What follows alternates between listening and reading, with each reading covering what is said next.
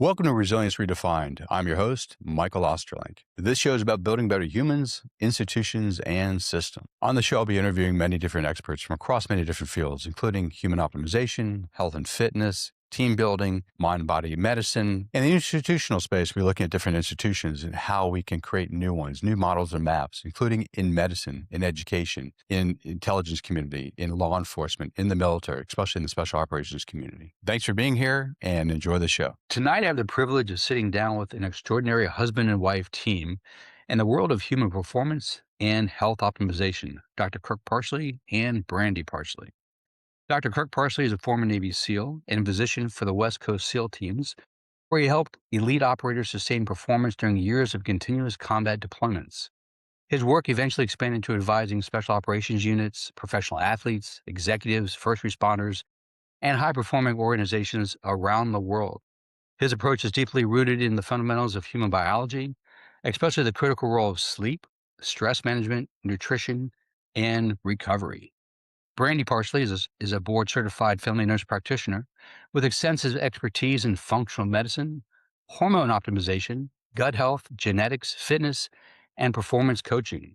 She spent over a decade running a functional medicine clinic and fitness center while working with everyone from professional athletes and Navy SEALs to entrepreneurs and families seeking better health and vitality.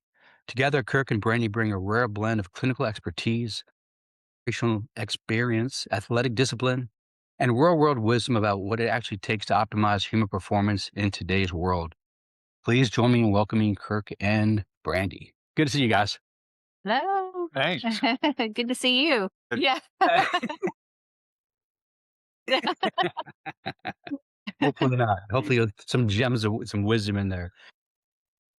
So, offline, I had mentioned to you, and I'm really excited to have this conversation with you because when I work with my couples, one of the many things that I do, and most couples think it's very strange when I even bring this stuff up. I talk about sleep. I talk about fitness and movements. I talk about diet, nutrition, stress management, circadian biology. And they're like, what's that have to do with like love and connection and intimacy? I'm like, everything. And so I thought it'd be so cool to bring you guys both as a couple. Like, how do you guys do what you guys do professionally with, the outside world? But how do you guys also do this as a couple together? Because I think exemplars are so missing in our world. Like, oh, this is a couple that does this stuff. Let's hear from them and see how they do it.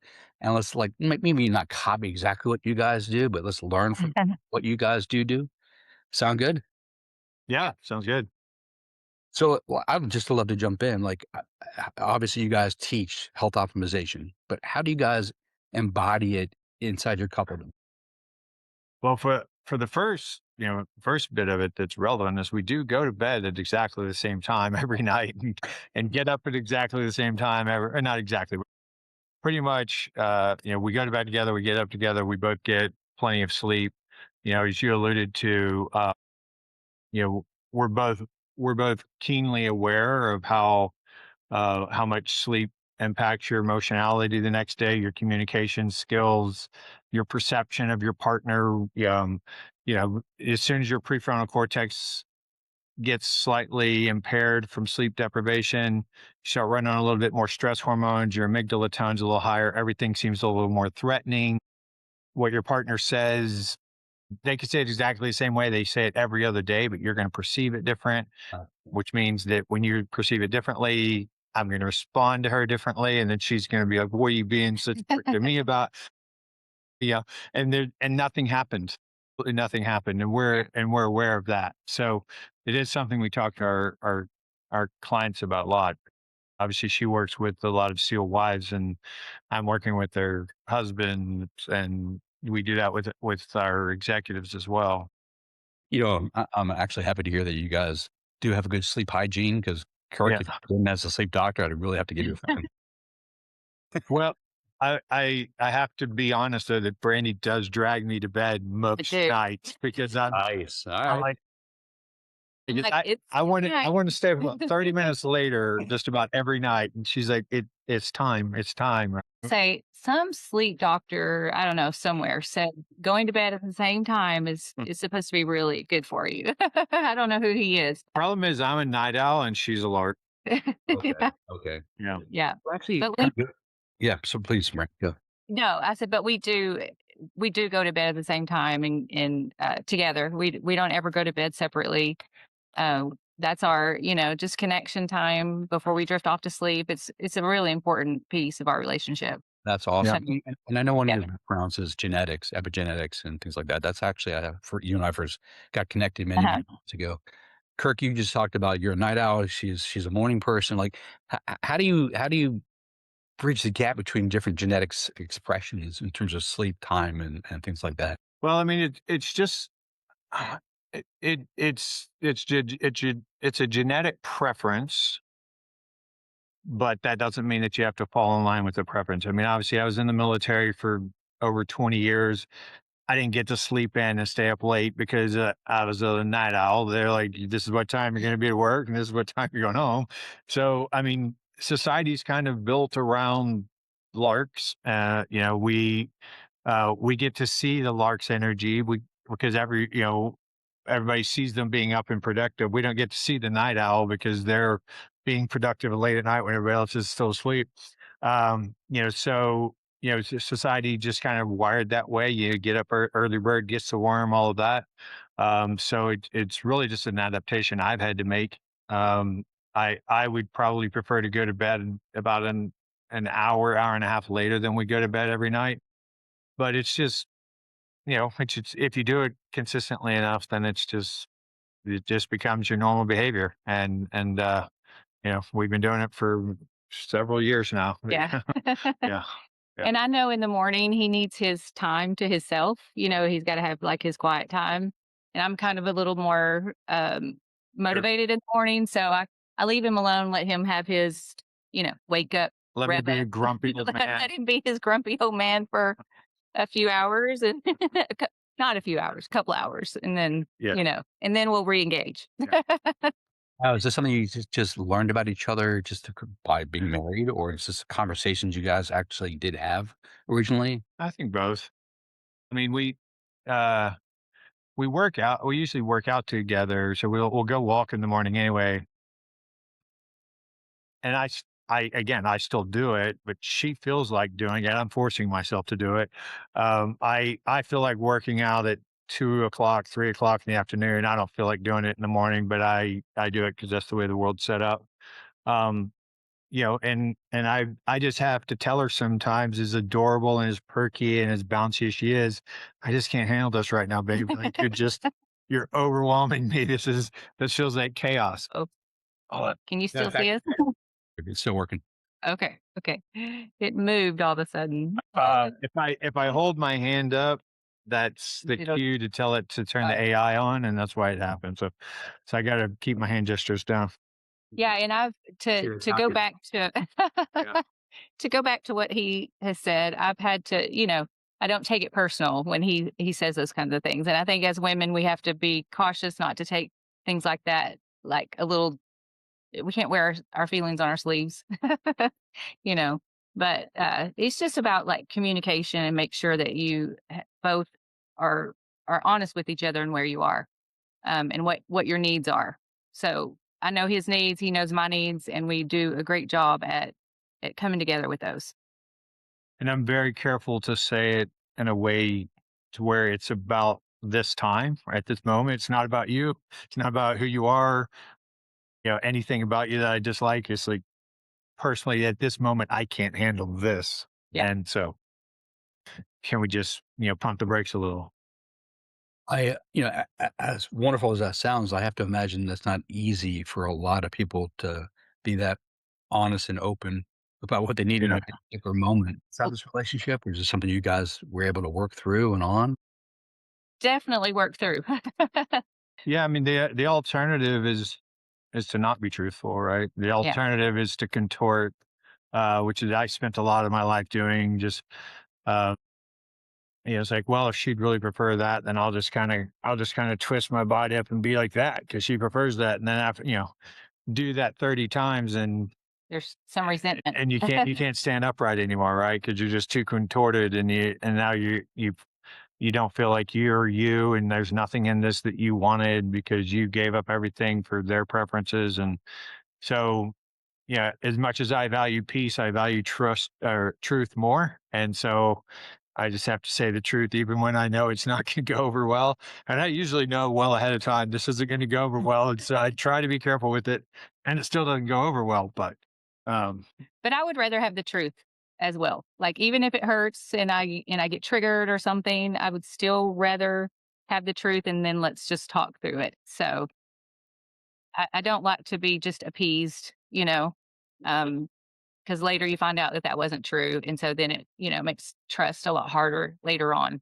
So You guys work with your individual clients, or do you guys work together with clients, or is it always separately work with clients? How does that work for you guys? we'll work with couples, but she does her calls with them, and I do my calls. She works with the women, I work with the men. We don't do it at the same time. No, yeah, no. Do some of these things come up in those kind of conversations, or is it more like medical conversations?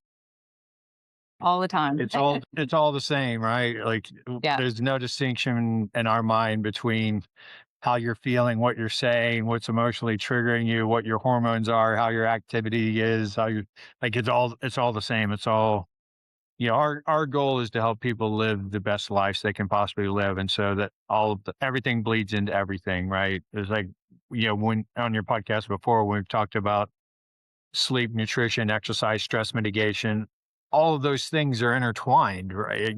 You kind of call them pillars as a way to talk about it, but everything impacts everything else. Your nutrition impacts your exercise impacts your sleep, your stress impacts your sleep impacts your stress, and everything's intertwined, and all of that affects how you perceive the world and how the world perceives you and what you feel like doing and what you're willing to do. And so I don't think we make any distinction between something we read on the lab or something somebody tells us on yeah. call. It's the same thing.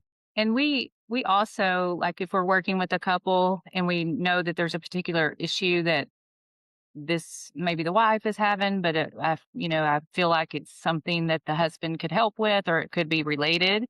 As long as we have their permission, both of their permissions to discuss the case between the two of us, we do. Yeah. And so, I can give the details to Kirk, and he can relate it in a way to the man that is more, relatable to him, and vice versa.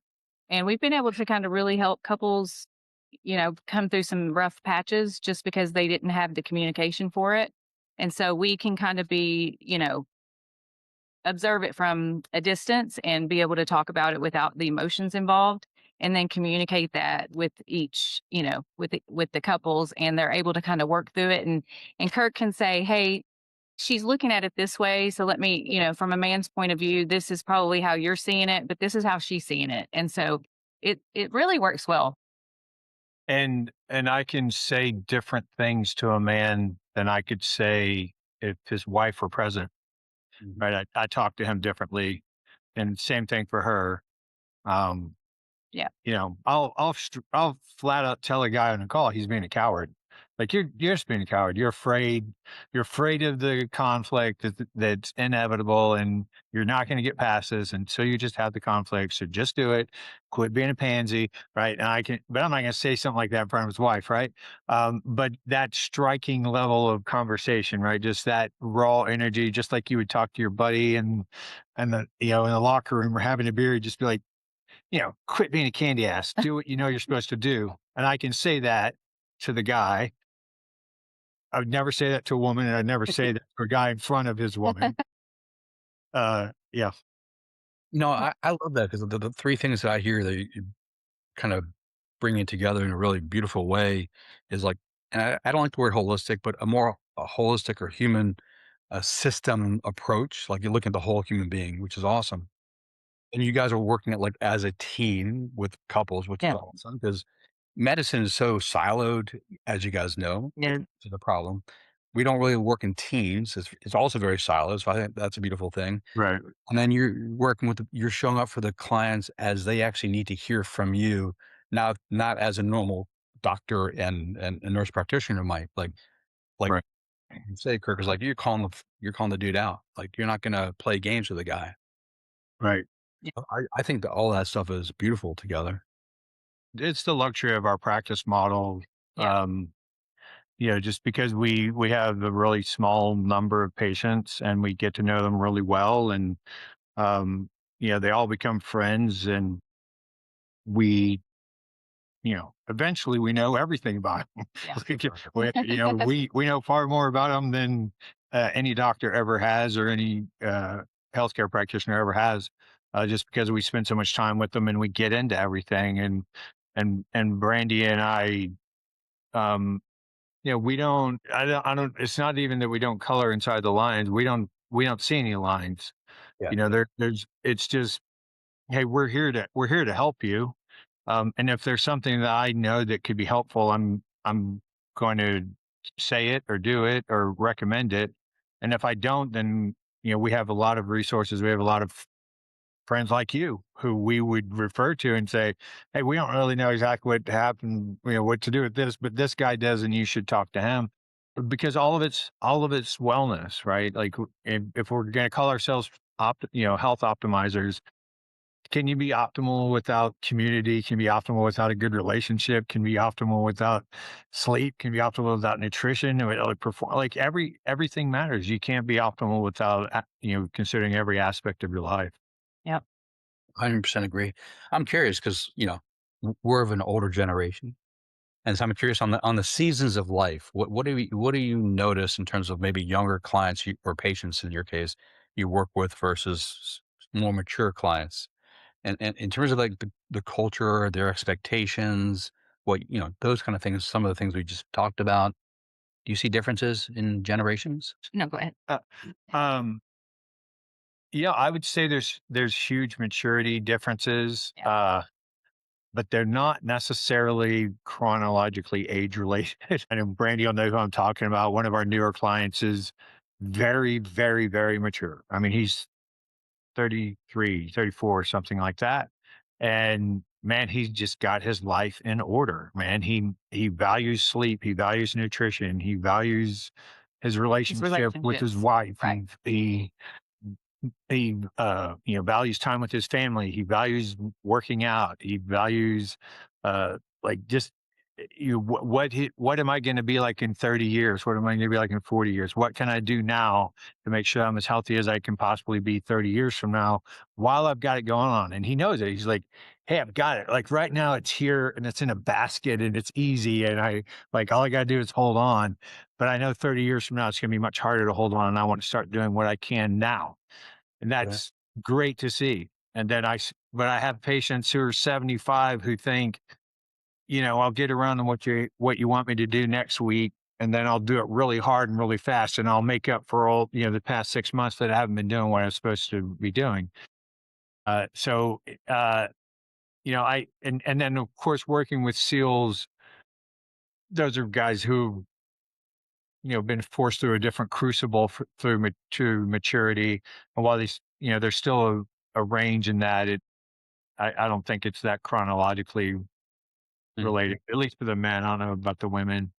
I'll let Brandy talk about that. Yeah, I mean, for me, it's basically the same, but I do find with the women, as they get older, most of the time, their goals shift more towards fulfillment in their relationships versus like what they look like, with their body composition. I mean, even though that's still important, but the younger women, it's more about body comp changes, and what their appearance is. And as they get older, yes, they want their youthful appearance as they can, and they want their body composition to be wonderful, but their primary goal is usually fulfillment within their relationships.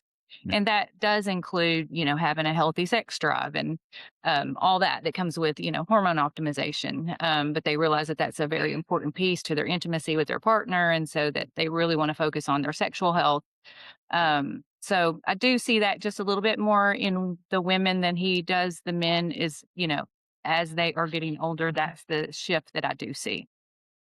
And I think I would agree with you too, is that they both become much more interested in communication with their spouse as they get older. And that the women, it's a continuation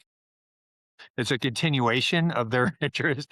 Yeah. Men, it's very often this epiphany of like, I've never really thought that much about communication with my wife. She's right there. I talk to her when I need to. I don't talk to her when I don't need to.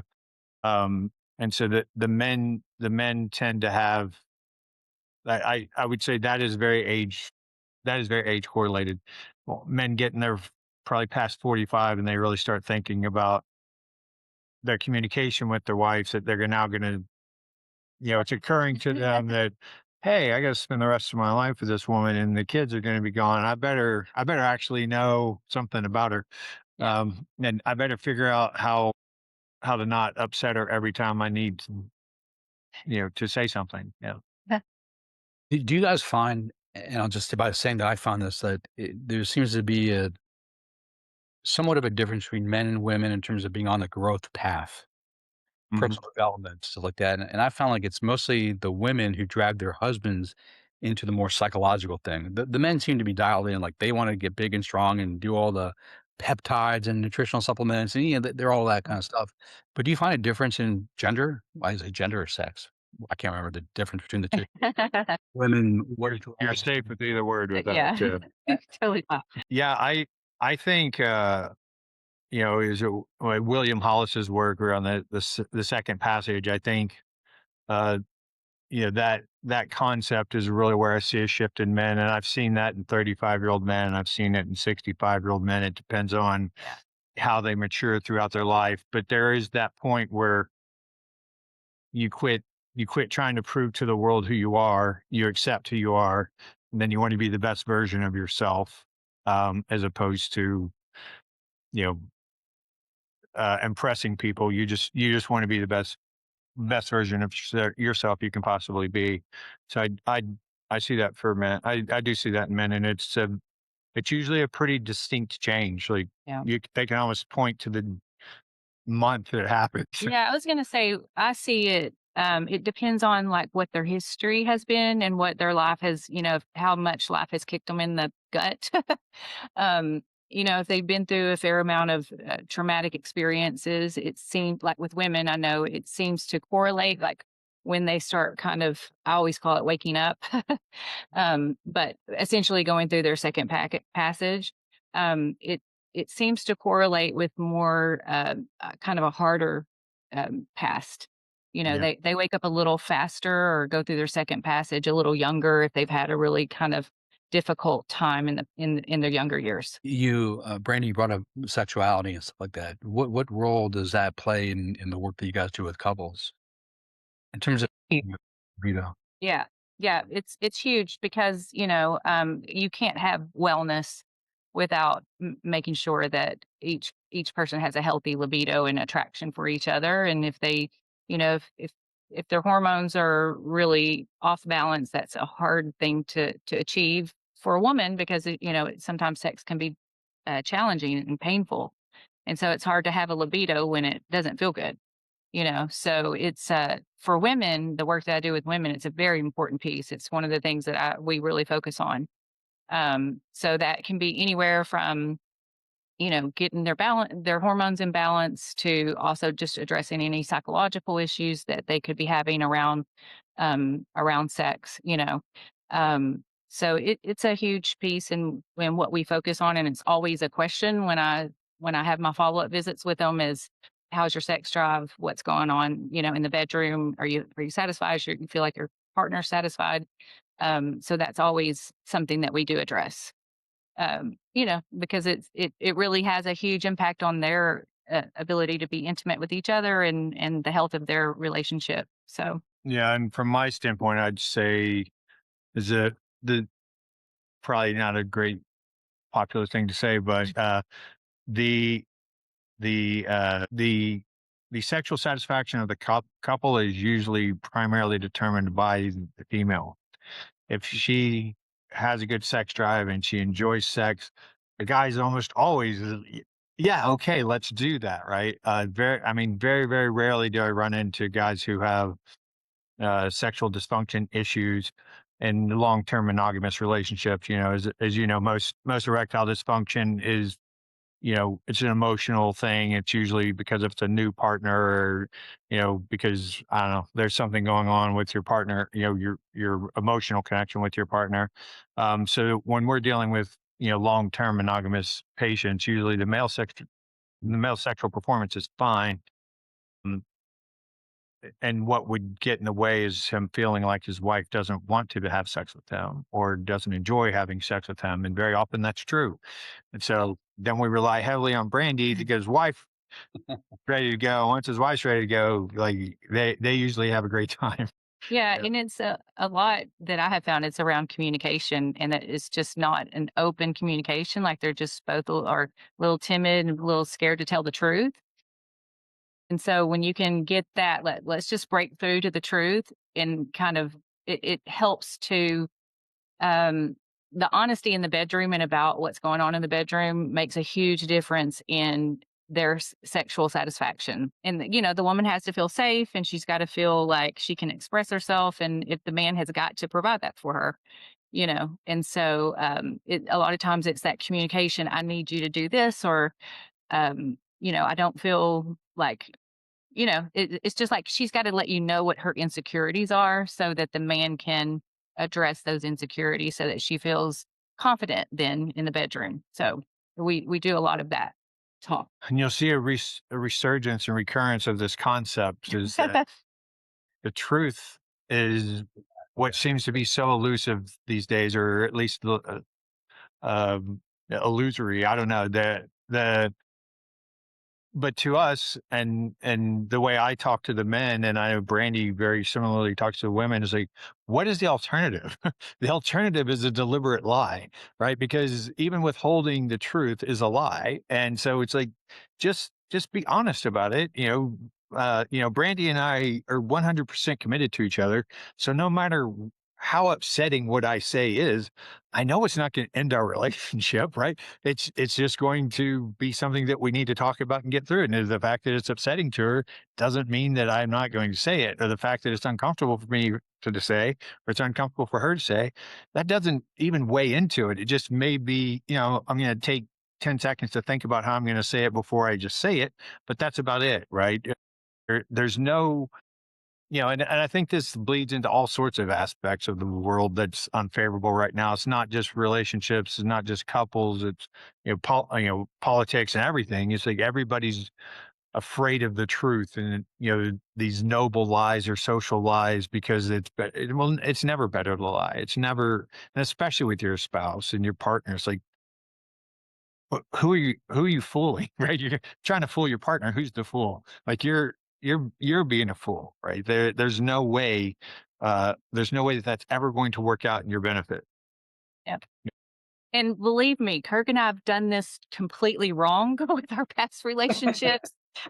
Yeah. And now we've gotten it right. So we've been there. We definitely, I mean, that's why we can talk to people, because we have been there and done it incorrectly and had a very poor outcome with those relationships, Right. versus how now we connect. And it was not easy for us to be honest with each other.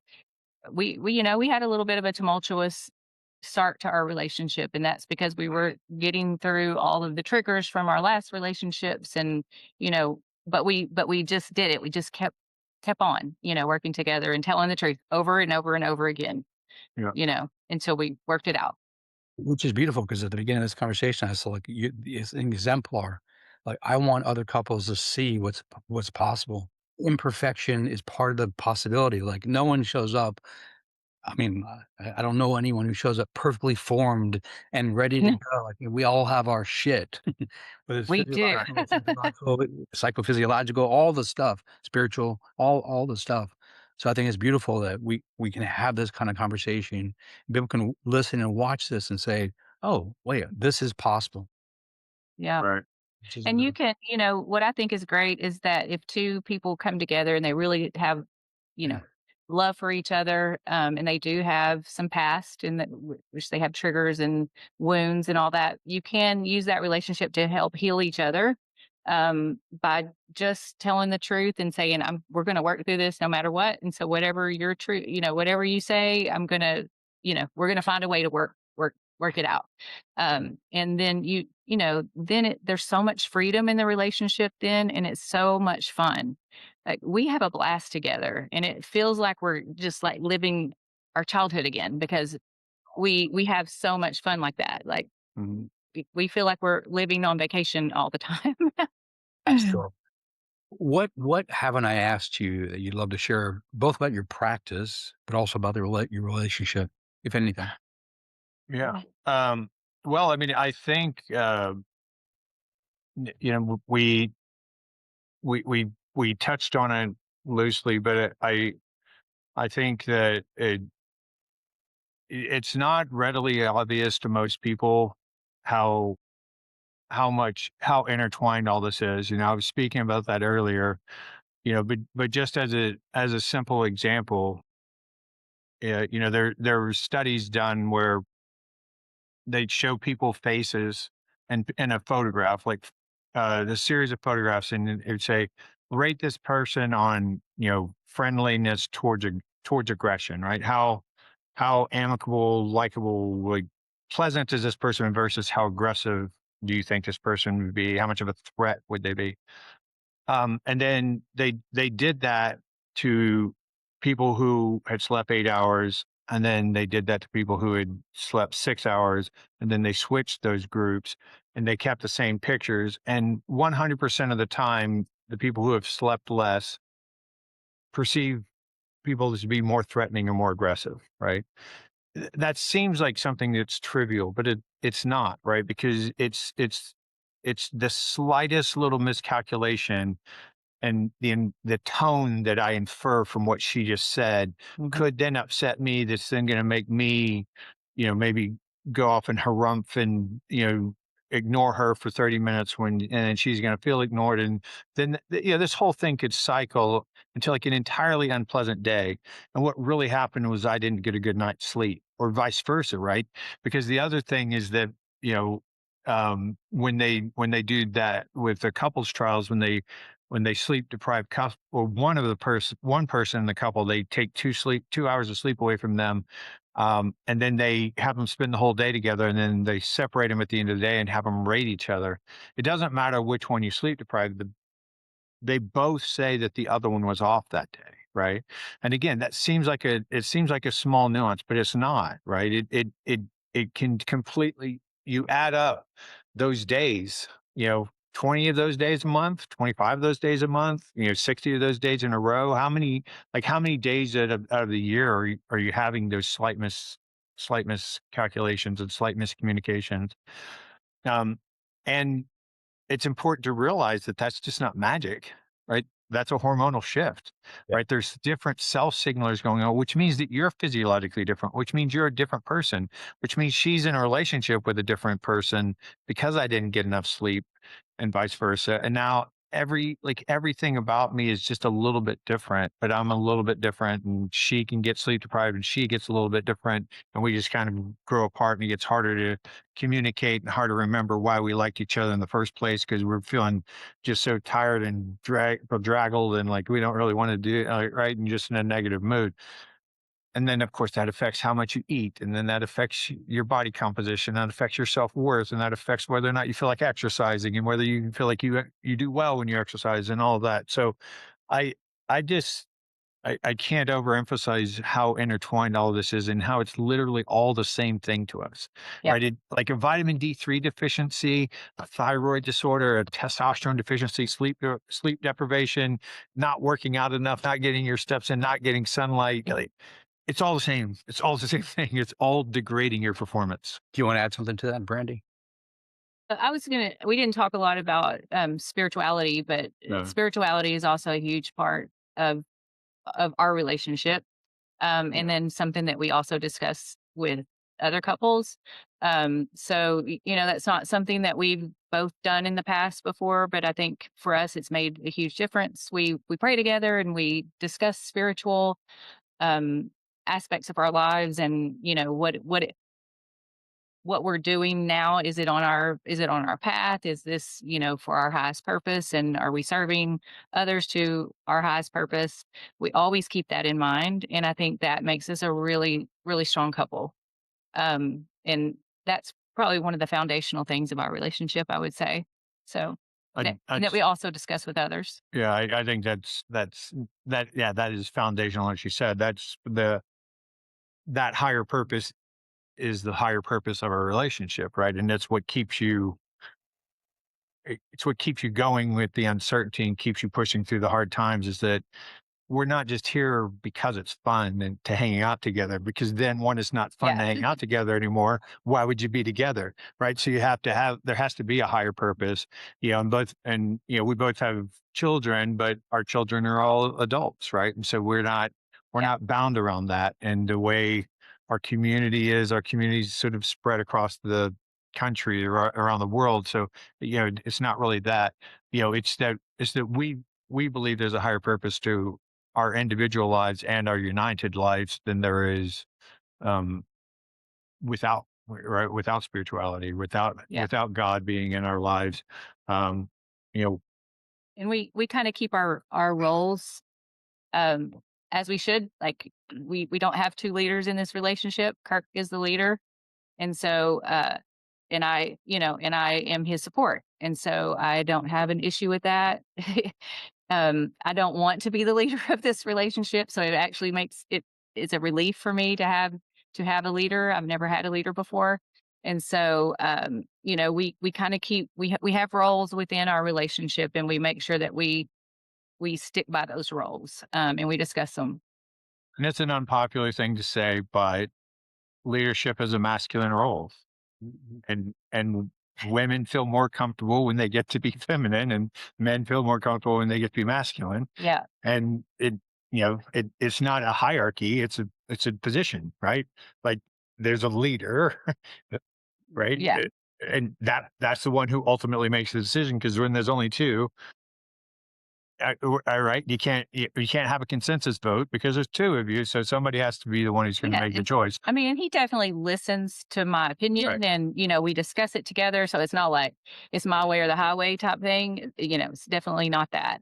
Right. But it's great because, when I came into this relationship, I was in a very my masculine energy a lot was pretty much dominant.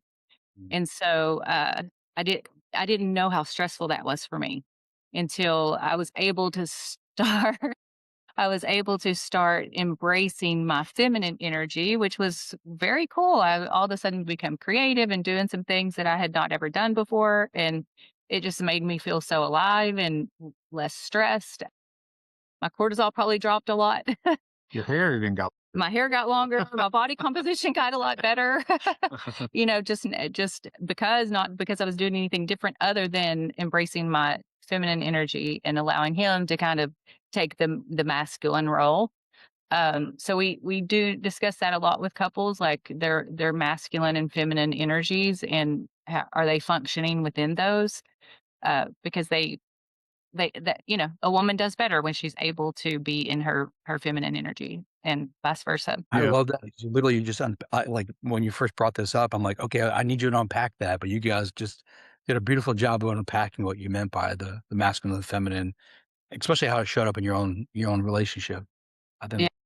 so done. Yeah, and it's not that women can't be leaders or women can't be masculine in a pinch, Yeah. and men can be, the communicative nurturer in a pinch too. But it's how we're wired, right? And it's much more comfortable and natural for me, and much more fulfilling for me than than to be in that energy. Yeah. Like we're all capable of it, but it's like where are you most comfortable? And it's not the same for every man, right? I'm more masculine than some men, probably less masculine than other men, but there's a continuum, and there's something that's sort of ideal for you.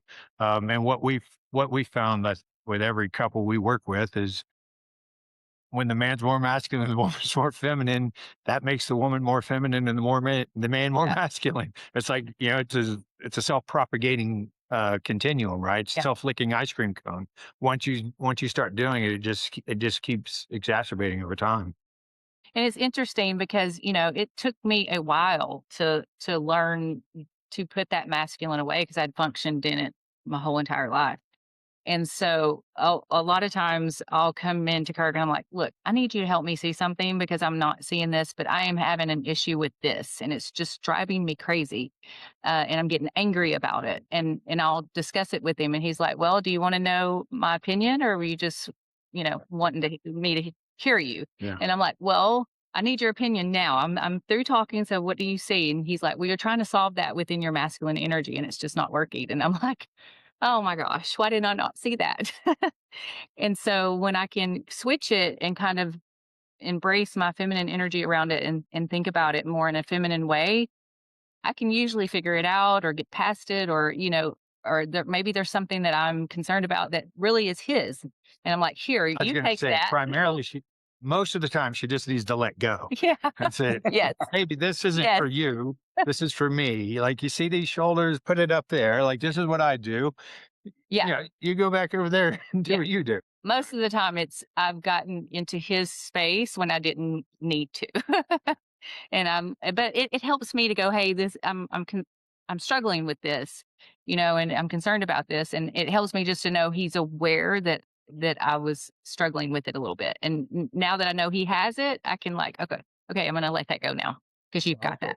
Love the fact that Kirk, you ask her, what do you need? Do you just want me to listen or do you want me Yeah. to resolve this challenge you're facing? Well, He I learned does that that. through the school of hard knocks for sure. Like, plenty of times I was there offering solutions to an unwilling audience, and you learn hopefully over time that, hey, sometimes it's just a vomit of Yeah. words that they just need to bounce off of something, But and I just stand there and let it bounce. That's fine. But it's Yeah. great when men are able to really listen. I've never had that until Kirk, and it is amazing to me because I don't even know what I'm saying, but I'm gonna just talk it out, and because I can be honest with him, then I'll just start talking, and many times I'm not even making sense to myself. I'm just like talking, and he is so great at listening that he can say, well, okay, are you through? Do you want my opinion? And then when I say yes, he's like, well, this is what I'm hearing.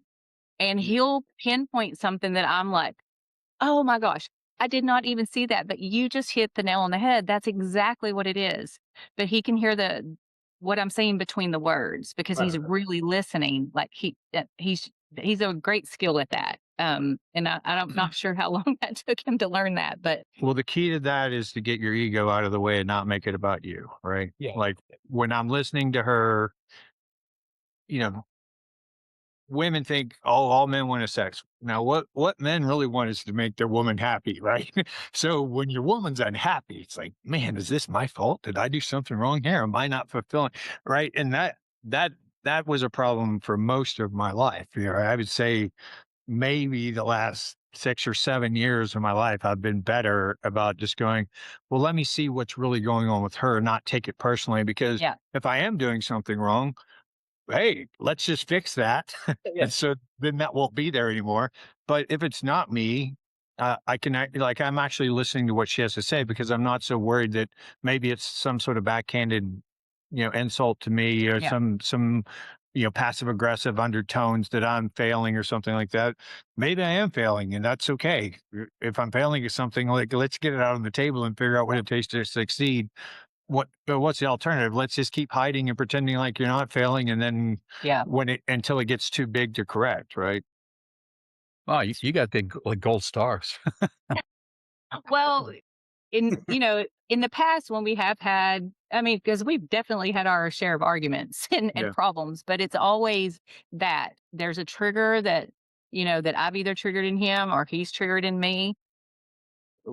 There wasn't, Definition that precedes yeah, intellect and precedes your understanding of it, like the emotion comes first. right, right. So then, and then I just get in my head and, I'm ramping up the story in my head and it's 10 times, 100 times worse than what it is. And now you know, so we've had our share of difficulty, and fallen apart a couple of times. And then but it made us stronger because when we worked it out and got through those triggers, then it just made our relationship a lot stronger because now he knows the things that do trigger me. So he can, when he wants to say it, he says it truthfully. But when he wants to say it, he uses, Sometimes I'll say, I know this is going to trigger you. yes. However, Yeah. this has to be said. Yeah. So And it's more of a gentle language, but it's not like he's telling me a lie or he's just appeasing me or just, it's very truthful, but it's just gentle. And so that makes it less threatening for me now when it comes back up. And so then the next time that comes back up, it's going to be a lot less threatening because we've already kind of been here once and it wasn't as threatening as the time before. And so we've definitely been there. And it's just a matter when we do have our issues or ever have had issues, it's just because we have triggered each other's insecurity or wound or what past wound or something. And so, but we were honest with each other in working it out. And now the honesty is what we use now to get through any issues. Yeah. and again, a higher purpose, And a higher is purpose, essential yes. to all of that. Yeah. If there's no higher purpose than the joy of it, then as soon as the joy's challenged, then it'll fall apart. This is great. I really appreciate this time with you guys. It's been Yeah. Thank you for having us. We Yes. enjoyed it. Yeah. So, you guys have an offering. You guys work with clients. Where can people find, your medical practice? I know you also have a product you offer, which I actually encourage people to take. So you can talk about that too. Yeah. Social media. One thing I'd like you to talk about when you're on about your social media presence, both of you guys. But Kirk, you're nicely critical of the influencers. Yeah. And if you want to just give a seconds to that and then talk about your practice. Yeah. Um, it's a nebulous term. It's even hard for me to describe, even though I have some pretty strong emotions and opinions around it. Um, but along with that idea of there being a lack of truth in society, there's this there's this idea that if somebody looks a certain way, or has performed a certain way once or twice, even if they're 22, 25 years old, that they can now help you, or that this one little thing they figured out for themselves that supposedly their doctor couldn't figure out, now they're going to share that with the whole world. And I understand that the medical community has sort of slit their own throat with credibility, especially during COVID. And I'm not defending that. That is something that we as a community have to overcome. But there really has to be some sort of way of assessing whether or not somebody's a snake oil salesman or just, you know, they don't even have to have a great physique anymore, right? They can just use a filter and take pictures and look like they have a great physique and say they work with a bunch of clients and not really know anything. And so that's what my entire podcast has really been about, is just really trying to get other, people who I consider to be experts in the health and wellness performance space and say, how do you recommend people discern between who actually knows what they're talking about and who just has a good sales pitch, or it makes interesting videos or something like that. And it is a really hard thing.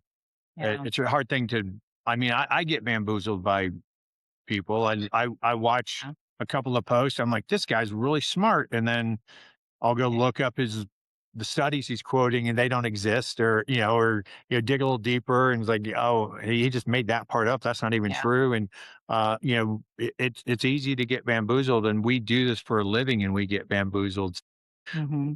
It's part of our passion is to help other people understand, one, that it's not all that complex, and two, the difference between somebody who actually has a professional experience of working with hundreds, if not thousands of people. Yeah. They can offer you some advice much, much more reliably than somebody who's worked with a handful of people or somebody who's just done well for themselves.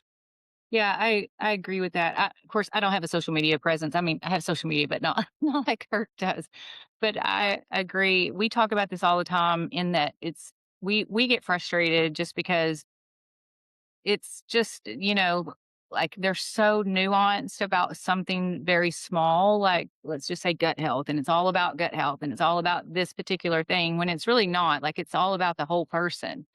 And it's about making someone robustly healthy so that a little gut health issue doesn't knock them Right. out. Right. So So you have a little resiliency because you're healthy yeah, and you yeah. can handle a bad meal and a bad night of sleep and a hard And travel. people just start going down rabbit holes, trying to fix themselves, and then they just listen to, someone who may have had just success with themselves or with a couple of people.